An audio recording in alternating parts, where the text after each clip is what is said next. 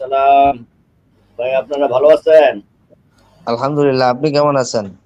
আলহামদুলিল্লাহ ভাই। কি জি। অবস্থা? আমাদের আমাদের স্টেজে যে আমাদের ভাই আসছেন, মাজিদ ভাই মাশাআল্লাহ খুব সুন্দর ভাবে আমাদের কথাবার্তা শোনেন, আলোচনা করেন এবং ওই হাদিস অস্বীকারীদের থেকেও অনেক কথাবার্তা তিনি মানে শোনেন, যার কারণে ওনার মনে অনেক প্রশ্ন থাকে। তো এই ক্ষেত্রে বিগত 2 দিন পূর্বে, আমাদের 2 দিন আর কি, আমাদের মাজিদ ভাই আমাদের সাথে আলোচনা করেছেন, সময় সুযোগ আমরাও দিয়েছি, উনিও দিয়েছেন। তো আজকে নতুন করে মাজিদ ভাই, আপনি যদি কোনো বিষয় জানতে চান তাহলে প্রশ্ন করেন। জি।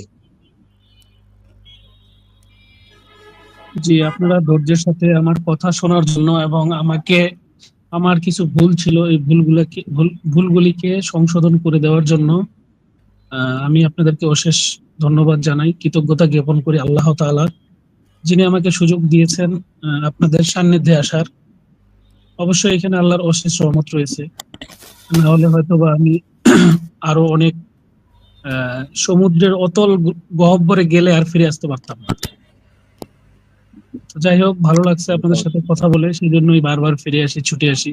আর আমাকে সময় দেওয়ার জন্য, সুযোগ দেওয়ার জন্য, কথা বলার জন্য সুযোগ দেওয়ার জন্য আপনাদেরকে অশেষ অশেষ ভালোবাসা অন্তরস্থল থেকে। তো আমার জি। একটা বিষয় নিয়ে কথা ছিল, সেটা হলো সম্ভবত আপনার পূর্বে আহ, বক্তব্য রাখছিলেন আমাদের কাউসার আহমেদ ভাই। উনি জি। জি। একটি আয়াতের ব্যাখ্যা সচরাচর এই সবাই দেয় এইভাবে, আপনার সূরা হাসরের 7 নাম্বার সূরাটা, 7 নাম্বার আয়াত। ওইখান থেকে, জি জি, ওইখান থেকে জাস্ট আরবিটুকু আমি একটু খালি একটু বের করি। আহ, জি। এক সেকেন্ড। ভাই, রাসূল যা দেন তা গ্রহণ করে, এই আয়াতটা না? জি জি জি। জি জি। জি। জি। জি, এটা। হ্যাঁ, হ্যাঁ, এই তো প্রশ্নটা অনেকেই করে। আশাফুল ভাই, এটার হ্যাঁ পুরা হ্যাঁ, ডিটেইলসটা একবারে বইলা দেন। এখানে জি, আমারও সমস্যা প্রশ্ন। নেই, ভাই আগে প্রশ্নটা করুক, তারপর ইনশাল্লাহ জবাব দিচ্ছি। এখানে মূলত এটা পূর্বে অনেকবার আলোচনা হয়েছে, তবে আমি শুনছি, হয়তো আমার মনোভূত হয় নাই, তারপরে এটা নিয়ে আবার প্রশ্নটা করতেছি আর কি। তো এখানে তো সম্পূর্ণ আয়াতটা পড়লে দেখা যায় যে এখানে আল্লাহ রাসূল সাল্লাল্লাহু আলাইহি সাল্লাম জনপদবাসীদের নিকট হতে তার রাসূলকে যা দিয়েছেন তা আল্লাহর, তার রাসূলের স্বজনগণের এবং ইয়াতীমদের, অভাবগ্রস্ত ও পথচারীদের, যাতে তোমাদের মধ্যে যারা বিত্তবান শুধু তাদের মধ্যেই ঐশ্বর্য আবর্তন না করে। অতএব রাসূল তোমাদেরকে যা দেয় তা তোমরা গ্রহণ করো, এবং যা হতে তোমাদেরকে নিষেধ করে তা হতে বিরত থাকো। তোমরা আল্লাহকে ভয় করো, আল্লাহ শাস্তি দানে কঠোর।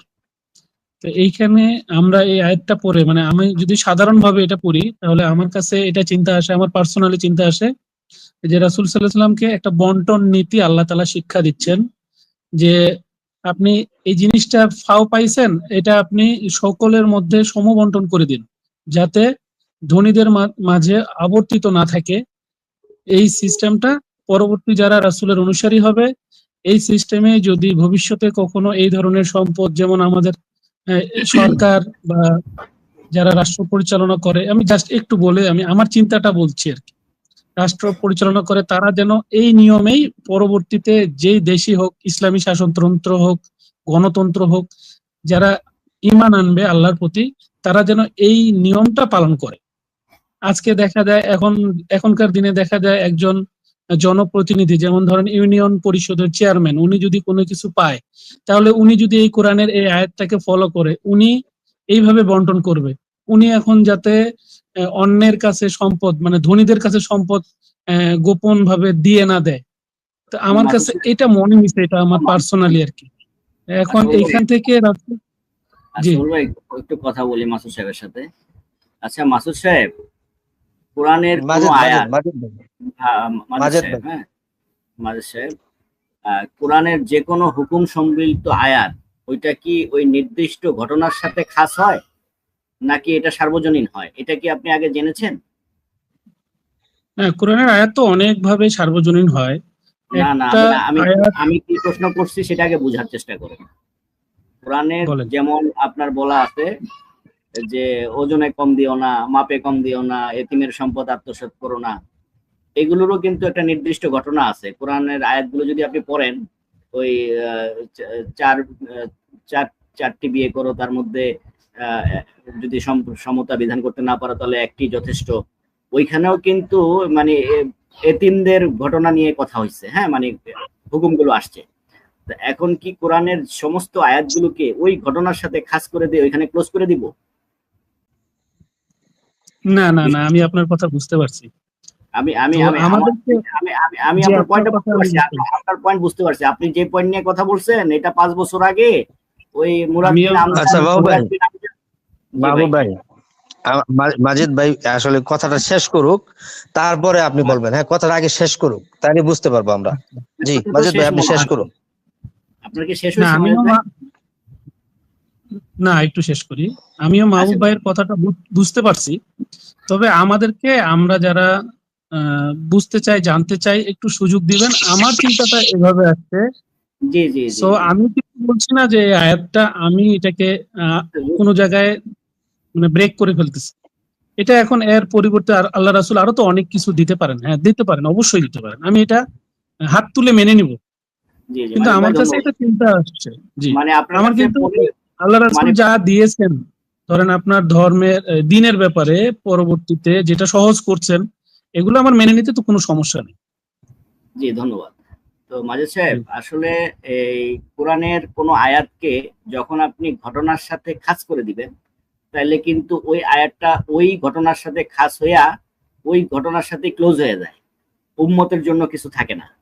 হ্যাঁ, যেমন কোরআনে একটা আয়াত আছে, রাসূল সাল্লাল্লাহু আলাইহি ওয়াসাল্লামের স্ত্রীগণ তোমাদের মা, মানে তাদেরকে বিয়ে করার কোনো হুকুম নাই, একটা আয়াত আছে।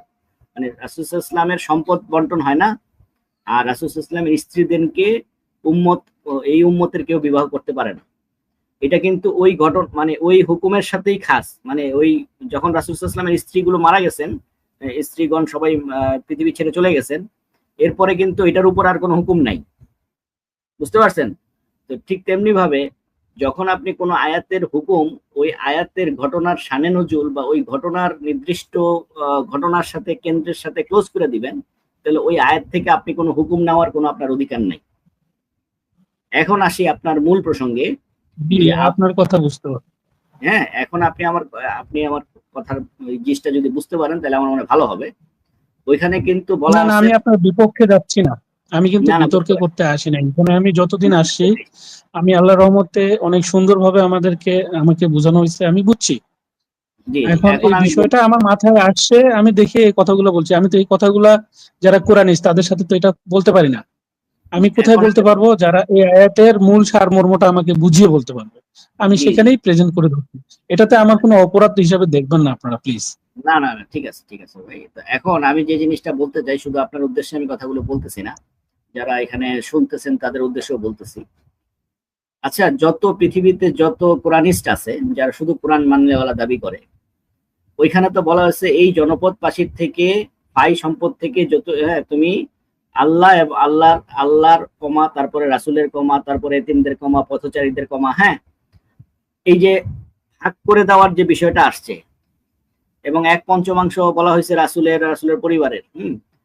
এখন এই যে পথচারীর অংশ কত, তারপরে আপনার রাসূলের অংশ কত, আল্লাহর অংশ কত, আল্লাহর অংশ আল্লাহ কিভাবে নেন, রাসূলের অংশ রাসূল কিভাবে নেন, এই ব্যাপারে কি তাদের কি কোনো প্রশ্ন করছিলেন মাজেদ ভাই? না, এইভাবে প্রশ্ন করা হয় নাই, সত্যি কথা যেটা। সত্যি করা হয়নি। এখানে কিন্তু একটা ফাই সম্পদ থেকে জনপদবাসীর নিকট বন্টনের কথা আসছে, তাই না? সূরা হাসরের জি জি 69 নম্বরে। হ্যাঁ, তারপরে আপনি যদি সূরা আনফালে যান, আনফালে দেখবেন যে ওইখানে গনিমত বন্টনের কিছু হিসাব দেওয়া হবে। সেইখানে শুধুমাত্র জি জি রাসূলের 1/5 বিষয়টা আসছে, কিন্তু পথচারীর অংশ কত, মুসাফিরের অংশ কত, রাসূলের অংশ কত, আল্লাহর অংশ কত, সেই বিষয়টা কিন্তু আপনার ক্লারিফিকেশন নাই।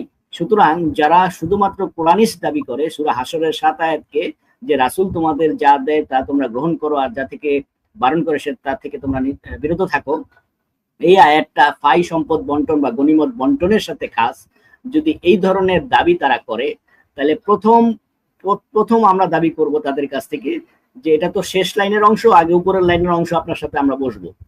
উপরের লাইনে আল্লাহর অংশ কত, রাসূলের অংশ কত, পথচারীর অংশ কত, প্রতি ইয়ের অংশ কত, হ্যাঁ, এগুলো সমস্ত আপনি আমাদেরকে কোরআন থেকে বন্টন করে দেন, শুধুমাত্র কোরআন থেকে।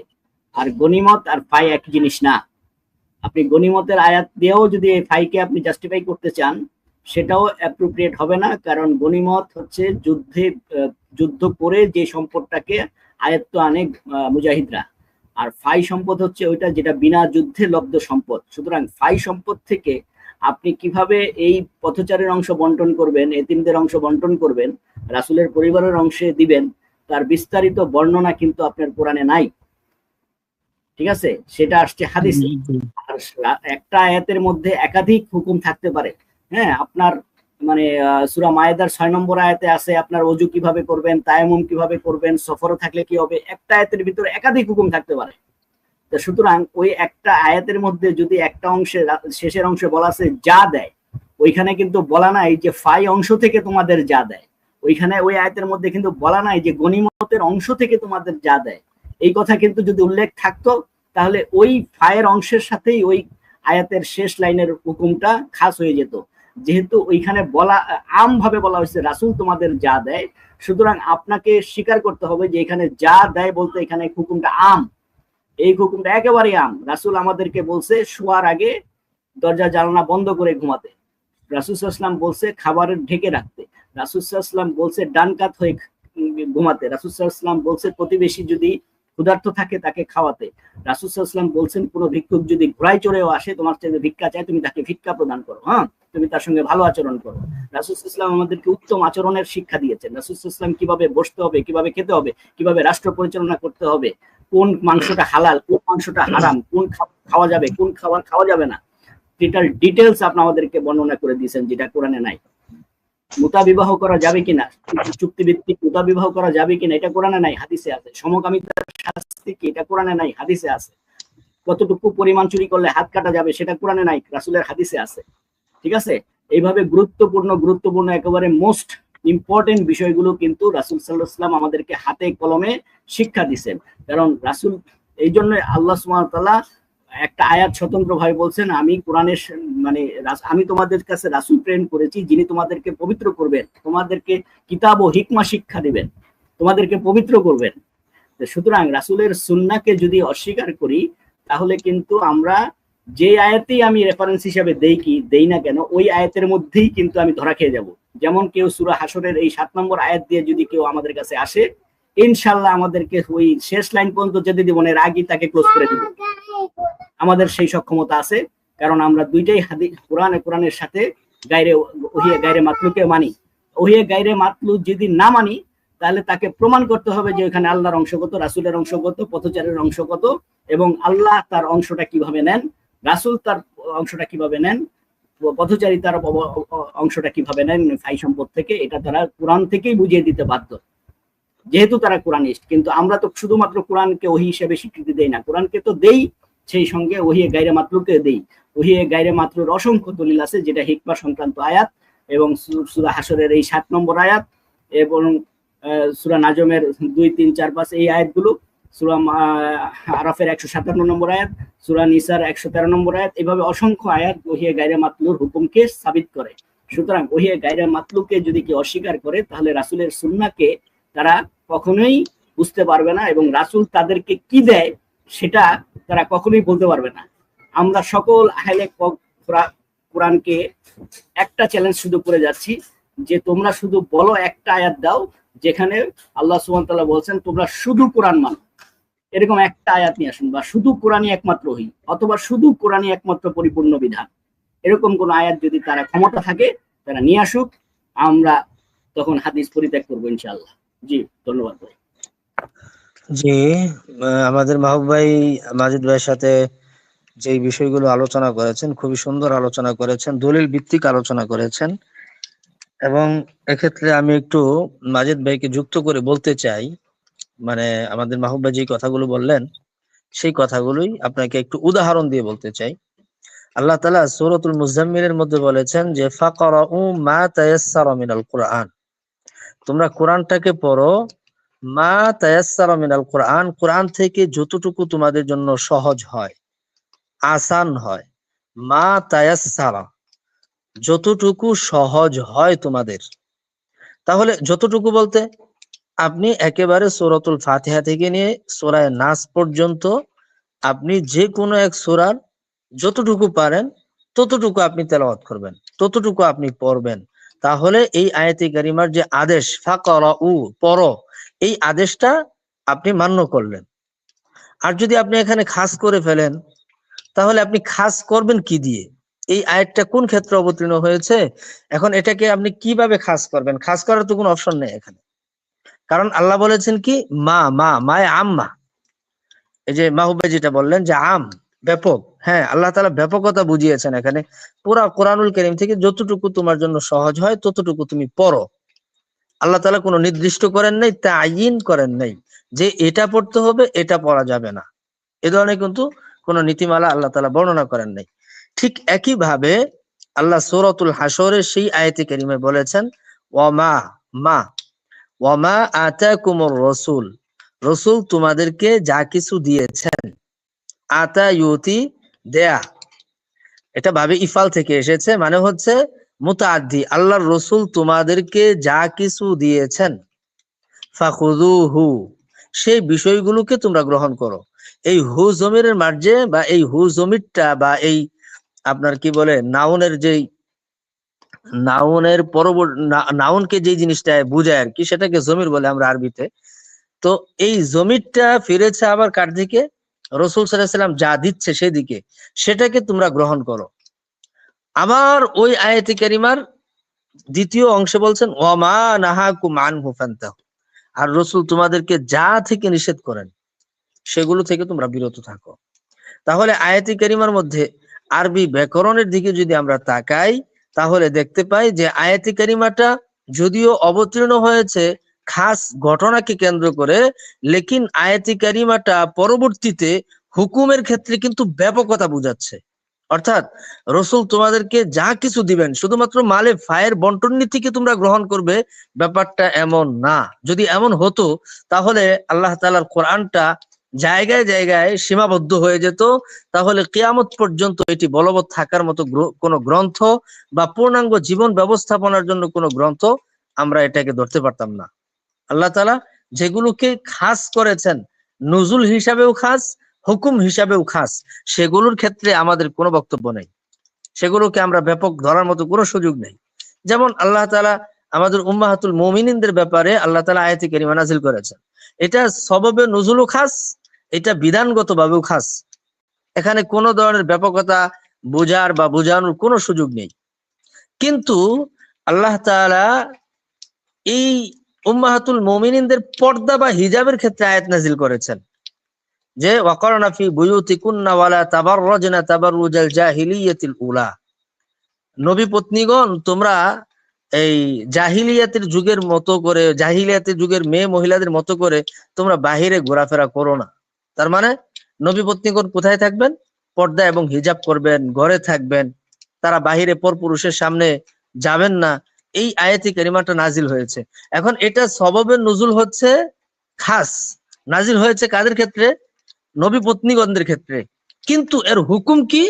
আম, ব্যাপক, মানে সকল মেয়ে মহিলাদের ক্ষেত্রেই পর্দা এবং হিজাবের কথা চলে এসেছে।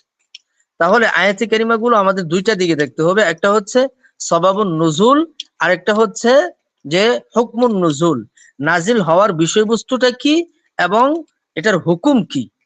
নাজিল হওয়ার বিষয়বস্তুটা খাস নাকি আম, আবার হুকুমের বিষয়বস্তুটা খাস নাকি আম, এই দুইটা বিষয়বস্তু যখন আমরা দেখব তখন ওই আয়াতি কারিমাটা আমাদের জন্য বোঝা সহজ হবে।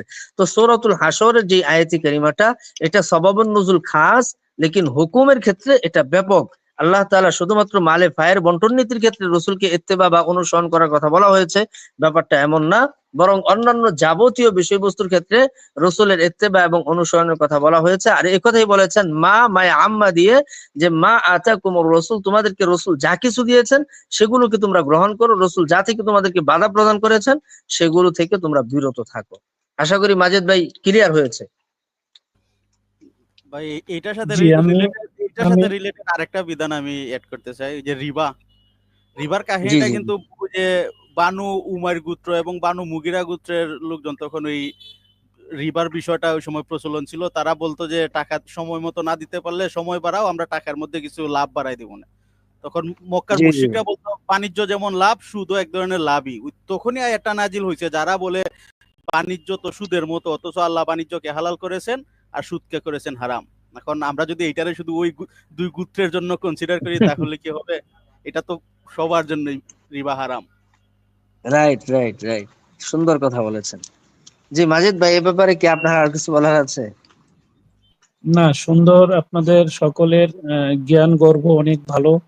এবং শ্রদ্ধেয় মাহবুব ভাই, উনি কিন্তু একটু রাগী মানুষ, তারপরে উনি অনেক সুন্দরভাবে গুছিয়ে বললেন। এই জন্য আমি মানে আমার মানে যতটুক ভালোবাসা মাহবুব ভাইয়ের প্রতি আমি নিবেদন করলাম।